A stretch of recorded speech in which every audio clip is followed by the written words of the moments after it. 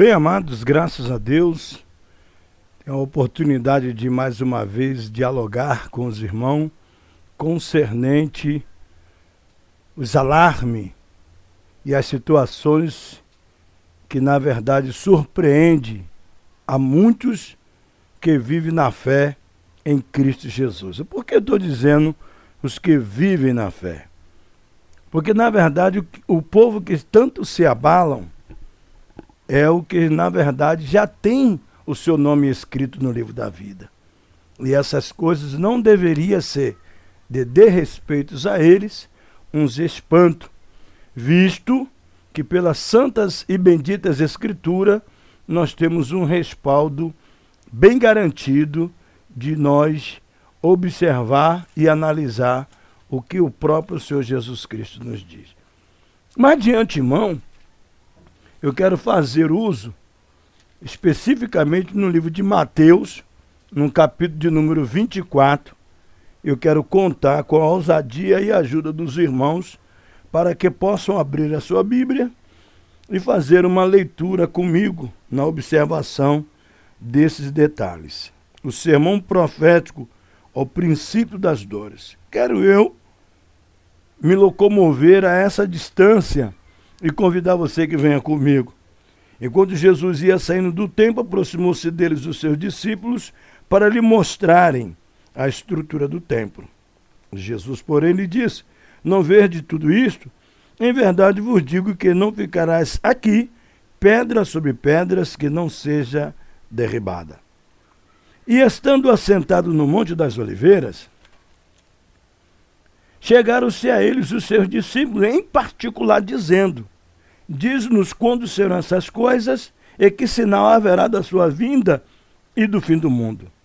Jesus, respondendo, disse-lhe: acautelai-vos que ninguém vos engane. Porque muitos virão em meu nome, dizendo: eu sou o Cristo, e enganarão a muitos. Ouvireis de guerra e rumores de guerra. Olhai, não vos assustei, porque é mister que isso tudo aconteça, mas ainda não é o fim. Porquanto se levantarão nação contra nação, reino contra reino, e haverá fome, peste e terremoto em vários lugares. Mas todas essas coisas são princípios das dores. Então vos hão de entregardes para serdes atormentados e matar-vos-ão. Sereis odiados de todos, ó gentil, por causa do meu nome. Nesse tempo muitos serão escandalizados, e trair-se-ão uns aos outros, e uns aos outros se aborrecerão. Surgirão muitos falsos profetas, e enganarão a muito. E por se multiplicar a iniquidade, o amor de muitos se esfriará. Mas aquele que perseverar até o fim será salvo. Este evangelho do reino será pregado em todo o mundo em testemunho de todas as gentes. Então virá o fim. O sermão continua, a grande tribulação. Preste atenção. Quando, pois, verdes a abominação e a desolação do que falou o profeta Daniel, está no lugar santo. Quem lê, que entenda. Então os que estiverem na Judéia, que fujam para os montes. E os que estiverem sobre o telhado, não desça a tirar alguma coisa da sua casa. E quem estiver num campo, não volte atrás a buscar as suas vestes. Mas ai das grávidas e das que amamentam naquele dia.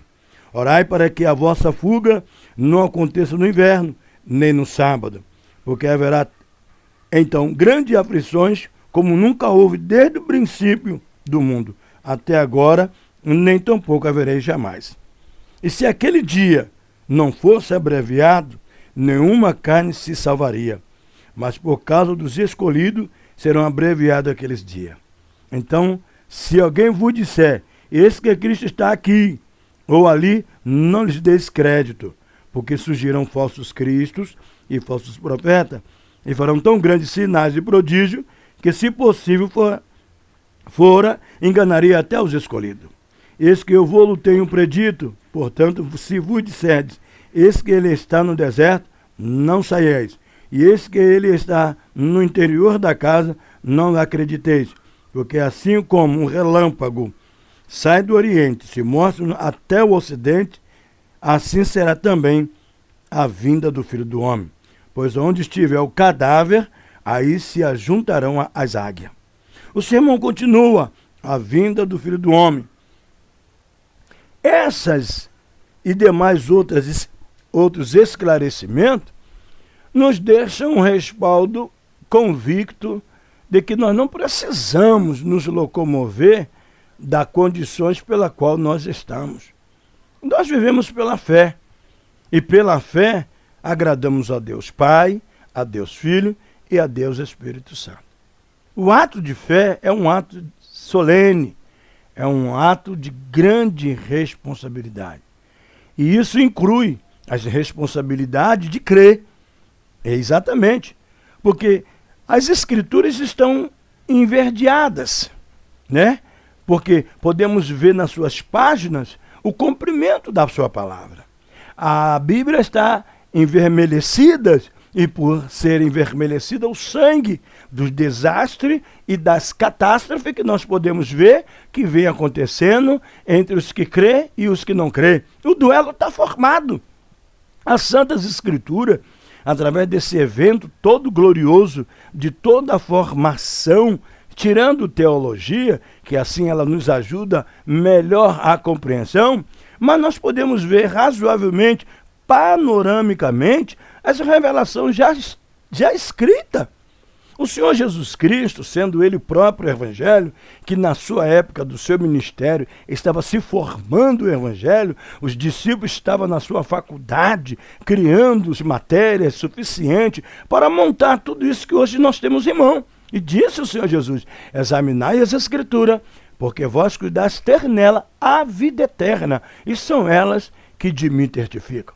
O mais excelente de todo o episódio que nós temos é crer nas Escrituras. Examinai as Escrituras, porque vós cuidais ter nela, disse o Senhor Jesus, a vida eterna, e são elas que de mim testificam. Nação contra nação não está em guerra. Irmão contra irmão não está em guerra.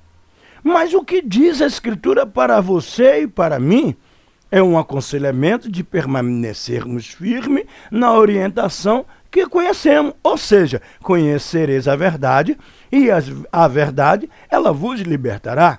Precisamos estar voltados para o texto escrito e não nos locomover, como uma vez disse o apóstolo Paulo, com palavra, por carta, por epístola, por comentário.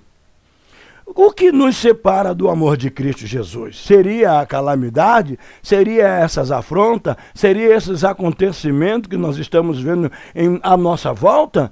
No nosso país, fora do nosso país? A economia, os acidentes políticos, as coisas que estão acontecendo não estão mais no anonimato. Estava no anonimato. Mas ninguém consegue entender o cumprimento das Santas Escrituras, trazendo a revelação das coisas ocultas, como está escrito, nada há oculto que não possa ser revelado.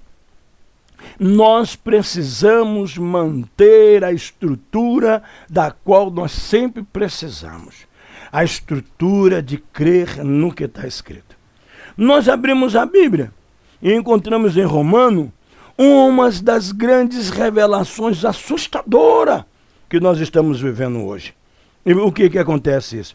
Muitos que estão no Evangelho têm cansado de ouvir, eu digo cansado, porque não querem ouvir mais. Mas alguns estão alimentados em ouvir essas verdades, essas atitudes, esse procedimento. E nós sabemos que a palavra de Deus precisa do seu real cumprimento. Quando ele disse, haja luz, houve ou não houve luz? Ele separou a porção seca da porção molhada, houve ou não houve? Ele repreendeu os principados e potestades, foi ou não foi?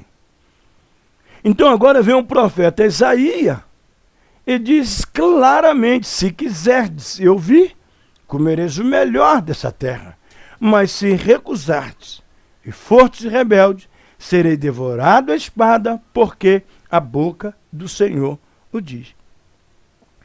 O que a boca do Senhor está dizendo diante de toda essa situação? O cumprimento, a revelação, a orientação.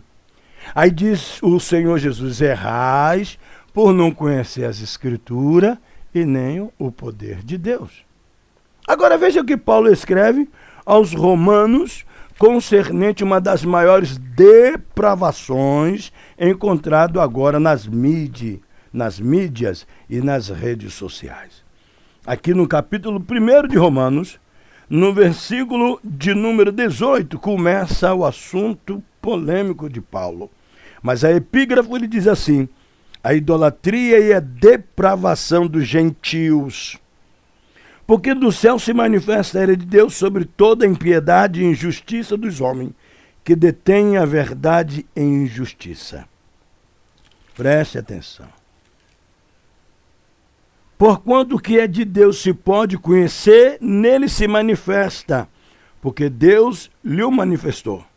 Porque as suas coisas invisíveis desde a criação do mundo, tanto no seu eterno poder como na sua divindade, se entende claramente, se vê pelas coisas que estão criadas, para que elas fiquem inexcusáveis, para que eles fiquem inexcusáveis, em outras palavras, indesculpáveis. Porquanto, tendo conhecimento de Deus, não o glorificaram como Deus, nem lhe deram a graça, antes em seus discursos se desvaneceram, e os seus corações insensatos se obscureceram. Dizendo ser sábio, tornaram-se loucos, e mudaram a glória de Deus em incorruptível, em semelhança de imagem de homens, corruptível, e de árvores, e de quadrúpedes, e de répteis. Pelo que também Deus o entregou às concupiscências dos seus corações, e à imundícia para desonrar os seus corpos entre si, pois mudaram a verdade de Deus em mentira, e honraram e serviram mais a criatura do que o Criador, que é bendito e eternamente. Amém? Pelo que Deus o abandonou às paixões infames, porque até as suas mulheres mudaram o uso natural, no contrário à natureza. Semelhantemente também os varões, deixando o uso natural de mulher, se inflamaram em sua sensualidade, uns para com os outros, varão com varão, cometendo torpeza, e recebendo em si mesmo a recompensa que convém ao seu erro. E com ele observação do versículo 27, viu? Semelhantemente também, varões, deixando o uso natural de mulher, se inflamarem em sua sensualidade, uns para com os outros, varão com varão, cometendo torpeza, e recebendo em si mesmo a recompensa que convém ao seu erro. E que erros são esses? E que recompensas são essas? Use a sua imaginação, ajuda-nos, porque também assim já é demais. E como ele se não importasse de ter conhecimento de Deus, e assim Deus o entregou em seus sentimentos perversos, para fazer as coisas que não convêm, estando cheio de toda iniquidade e prostituição, malícia e avareza, maldade, cheio de inveja, homicídio, contenda, engano e malignidade, sendo murmuradores de Deus, detratores, aborrecedores de Deus, injuriadores, soberbos, presunçosos, inventores de males, desobedientes aos pais e mães, nécios, infiéis nos contratos, sem afeições naturais, irreconciliável, sem misericórdia, os quais, conhecendo a justiça de Deus, que são dignos de morte os que tais coisas praticam, não somente as que fazem, mas também consente aos que fazem. Observe os detalhes. No versículo 30, você começa a fazer o complemento do que disse lá o profeta Isaías: se quiserdes ouvir, comereis o melhor dessa terra. Mas se recusardes e fordes rebeldes, sereis devorados à espada, porque a boca do Senhor já disse. Olha o 30. Sendo murmuradores de Deus, detratores, aborrecedores de Deus, injuriadores, soberbos, presunçosos, inventores de males, desobedientes aos pais, mães, nécios, incrédulos, infiéis nos contratos, sem afeições naturais, irreconciliável, sem misericórdia, os quais, conhecendo a justiça de Deus, os que são dignos de morte, os que tais coisas praticam, não somente as fazem, mas também consentem os que a fazem. Por que duvidar? Porque o nosso consolo, graças a Deus, portanto, agora nenhuma condenação há para aquele que está em Cristo Jesus, que não anda segundo a carne, mas segundo o Espírito Santo. Andar segundo a carne é uma condenação, já está condenado. Mas não há condenação para aqueles que andam, que está em Cristo Jesus. Observe o detalhe, quando Paulo escreve essa carta aos Romanos, ele separa esse capítulo de número 5 para fazer uma notificação aos que vivem na fé. Olha só o epígrafo: justificado pela fé, paz com Deus. Sendo, pois, justificado pela fé, temos paz com Deus, por nosso Senhor Jesus Cristo, pela qual também temos a entrada pela fé a esta graça, na qual estamos firmes e nos gloriamos na esperança da glória de Deus. E não somente isto, mas também nos gloriamos na tribulação, sabendo que a tribulação produz a paciência, e a paciência a experiência, e a experiência a esperança, e a esperança não traz confusão, porquanto o amor de Deus está derramado em nosso coração pelo Espírito Santo que nos foi dado. Esses 5 versículos, o apóstolo nos alimenta, nos sustenta, nos reforça com uma boa palavra de segurança. Sendo, pois, justificado pela fé, temos paz com Deus. Temos tranquilidade na nossa alma. Temos a alegria de poder entender que essa luta, essa navegação toda, por esse discurso todo, tanto apostólico, como também profético, como patriarcal, nós temos esse direito de desfrutar num descanso dos conselhos já recebidos. Sendo, pois, justificado a vossa fé, você agora tem uma paz tranquila em Deus.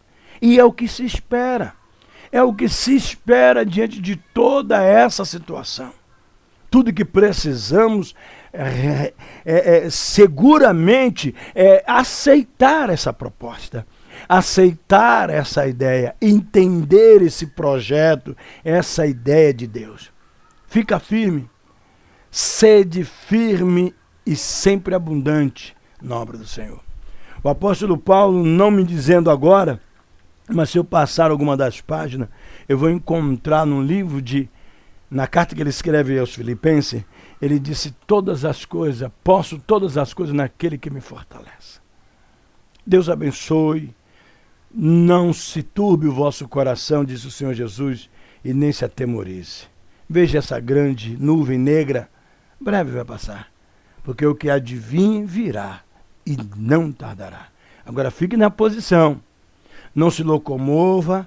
É a hora agora de você pegar a sua fé, mediante a cada acontecimento, a cada alarme, a cada depravação, a cada manifestação na corte, a cada manifestação nos palácios, a cada manifestação num conselho público, regional, na polícia, na ordem civil, militar, eclesiástica. Tudo que compete a você é se produzir, se estruturar cada vez mais na esperança do autor e consumador da sua fé. Tem uma cançãozinha maravilhosa do nosso querido irmão Álvaro Tito, que ele diz acerca dos últimos tempos. Ele fala sobre os sinais. E diz que é tempo de amar e não de se odiar. É tempo de se unir e não de separar. É tempo de voltar ao primeiro amor. É tempo de estruturar a sua fé. É tempo de ficar firme, olhando para o autor e o consumador da sua fé. Tá certo? Quanto às redes sociais, ela é assim mesmo. A rede social nos trouxe uma liberdade de falar o que quisermos falar, se expressar da forma que quisermos nos expressar. A rede social nos liberou para até falarmos do que podemos falar. Tanto um assunto como outro assunto, sempre temos um espectador útil para falar e opinar no que estamos falando, no que estamos fazendo. Hoje você pode postar abertamente um comentário, como nós podemos ler aqui uma publicação. A Igreja Presbiteriana anuncia a ordenação do primeiro casal. Agora você preste atenção. Quem são os casais? Quem são os casais? Está aqui? Quem são os casais? Aí você vê 2 homens. 2 homens se casando. Agora mesmo tivemos um comunicado na rede social de informação da mídia, pela Rede Globo de televisão, anunciou o presidente de lá com a indignação do comportamento dos manifestantes, se beijando homem com homem e chamando ele de homofóbicos. E você vai se assustar com quem?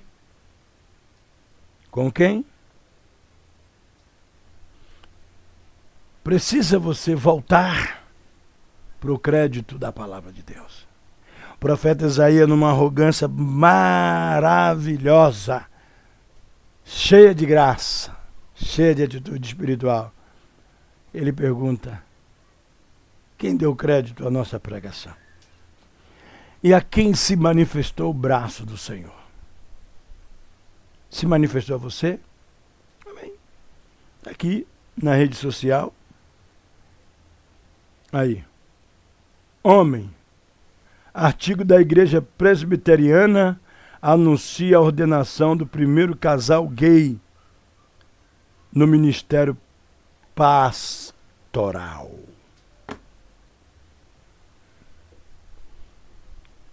Deus abençoe. Será que ele não conhece essa expressão apostólica da depravação do gênero humano? O que quer ele fazer? O que quer ele divulgar? Deus abençoe. Por isso que é bom você conhecer quem está do seu lado. Por isso que é bom você examinar as Escrituras e dar crédito à santa e bendita palavra de Deus. Deus abençoe.